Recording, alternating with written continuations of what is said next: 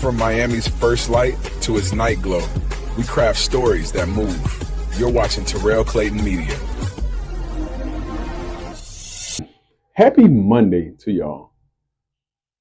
I normally like to be, anybody that knows me, I like to be very prepared, very structured. I like to be the person that knows exactly what's going on, before it happens. And to a certain degree, I'm still that way, right? Nothing changed today. But I want to be able to talk to y'all about something that's really been on my mind, on my heart. And I don't think this time around I got to be able to talk or actually define, the group of people that I'm talking to, right? Because I think you know who I'm talking to right now. So I'm just going to jump straight in and then say, how long are we going to waste opportunity? How long will we think that life owes us something? How long will we feel that we can wake up and do the bare minimum to get ahead and actually get ahead? I get on here weekly, sometimes daily, and I talk about AI. I talk about business. I talk about investing. I talk about the stock market, and I sat around for years now and I talked to, my mastermind group, the fellas in my mastermind group that, I'm a part of, right? And we talk about life-changing events, right? And we talk about amazing things that needed to happen, that needs to happen in our lives. And most of that stuff, all of that stuff started up here, right? And so I remember when I first got into my mastermind group, and it was about finance, right? I thought I was going to get in and I was going to learn, the difference between a stock and a bond, right? The difference between Apple and Google. But what I learned quickly was, hey, you got to run 50 miles this month to be part of this group. Because if you don't have a strong body, then you can't have a strong mind. You can be able to make all the money that you want in the world, but if you're not around to be able to do it and live and enjoy it, then what are we really doing? Those are part of the lessons that shaped who I am today. And so one of the other lessons that I learned very quickly is, a lot of times we ask questions, and every time that I asked a question to, my mentor, it was always, here's a list of 5 books that you could reference. And I thought it was the worst thing in the world to be able to tell a person that was seeking out knowledge, somebody that looks like you, a black man that looked like you. How dare you? Don't just give me the answer. Why would you tell me to go read these books? But I realized that was actually more protection than it was somebody just being a jerk or an a-hole. And so I want to be able to talk to y'all about not squandering opportunity, because I think that a lot of y'all know that I'm a person that I travel, and lived abroad for a while, right? I traveled to different countries, and one of my major experiences that I always talk about is my time in South Africa. And South Africa was an interesting place. And I don't think I ever said this on camera, but I will say it out loud now for the first time. It was a huge contrast between South Africans and Black Americans. And I'm not going to paint this broad brush, but I'm going to tell you through my experiences what became evident to me. And I'm not talking today to be able to not piss y'all off or with the intention of pissing y'all off. I'm just telling truth. What I realized is that everywhere that I went, there was people that was brilliant. Brilliant. They were many times well spoken. They were many times highly educated. Many times it was someone that owned a business. But the ability to scale, the ability to actually have strong earning power, it wasn't evident. So there were a lot of highly intelligent people, but because what was it? 80% of the wealth was owned by 20% of the people. And I learned that most of the 20% was owned by either, old African royalty or colonizers that still dominate to this day and own, the discoms, the builders, the four ways malls and all of those places right there. Those weren't owned by black people. And what happened is that a lot of the South Africans were overcompensated by not having a lot of money. They overcompensated by trying to have a lot of education.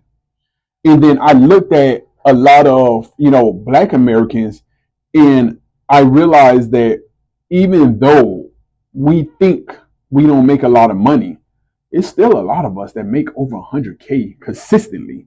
Still a lot of us that have a two income household and we're bringing over 100 or $150,000. But most of the money is going on trash. And I want to say BS, but I'm trying not to get banned by YouTube today, right? And again, this is not a sweeping broad generalization. It's just a sign of what would happen if the intellect or the intellectual people that I met in South Africa actually had the money that a lot of black South Africans had. And what happens if a lot of the black Americans that have the access to capital actually put the emphasis on the intellect that a lot of the South Africans had? And I noticed that the difference between that bridge, that missing piece right here, is what keep all of us in bondage. All of us. And I think, man, colonization did a fine job in making us realize or making us think that we're free. But I'm here to be able to tell y'all, unless you actually understand these asset classes, unless you actually understand this is how the stock market works, this is how the bond market works, this is how trading calls and puts in straddles and cover calls, this is how this works. This is how the crypto market works. This is the assets that you get in the Bitcoin, the Ethereum, the Solana, I'm trying not to think of the ish coins, right? If you was investing in those back in 2022, 2021, I'm not even going to push you all the way to 2018. What would you have now, right?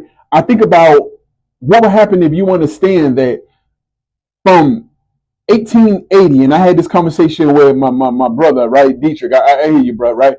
That he asked, what was the greatest time for America, for black people, right? When was America great again, right? When was America great the first time? And he argued that from 1886 to 1900, when black people got free from slavery, that was the greatest time because we had no other choice but to be able to build the systems. And I argued that from 1900 to 1929, black people probably thrived more than any other time, including today. And why was that? We understood the power of buying real estate. So with all of that said, let me say this plainly. We don't have a money problem. We have a structure problem. Because of money alone solve things. Every athlete, every lottery winner, every viral success story will still be rich. But they're not. Because money without systems disappears. Money without ownership evaporates. Money without discipline becomes a story we tell instead of a legacy we build. We got to stop lying to ourselves. We spend more time talking about a system than learning how it works. That's the truth. We spend more money trying to look rich than actually becoming rich. We know who's popping, who's trending, who's winning online, but we don't know what to own.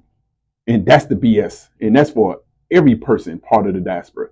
Because ownership is quiet, y'all. Ownership is boring. It doesn't clap back, but ownership compounds. So stop asking, how do I make more money? And start asking, how do I keep and multiply what I already touch? Because that's investing, not gambling, you know, football games, not guessing, not chasing the next play. Investing is saying, I'm going to buy a piece of the future and let time do the heavy rich lifting. And you don't need to be rich to start, right? You don't need a lot of money, but you need consistency. $50 a week beats $0 forever. Buying and holding beats panic and hype. And automation beats motivation every single time. If it's not automatic, it's optional. And optional doesn't build wealth. Now, let me talk to my people in South Africa for a moment because I brought y'all in this conversation, right? I know for a fact that you've been taught that money is the solution. Truth is, it's not. Structure is the solution. South Africa isn't poor, it's misorganized. The land is there, the resources is there, the labor is there, the global demand is there. What's missing is coordination and ownership. I know, I've been there. You export raw material and import finished products. You hustle individually instead of organizing collectively, or nobody really have anything to be able to build. And that's why it's a lot of times you wait for the government or things to be able to, help you. 10 people working together beat one person grinding alone. A cooperative beats a hustle. A distribution network beats a side job.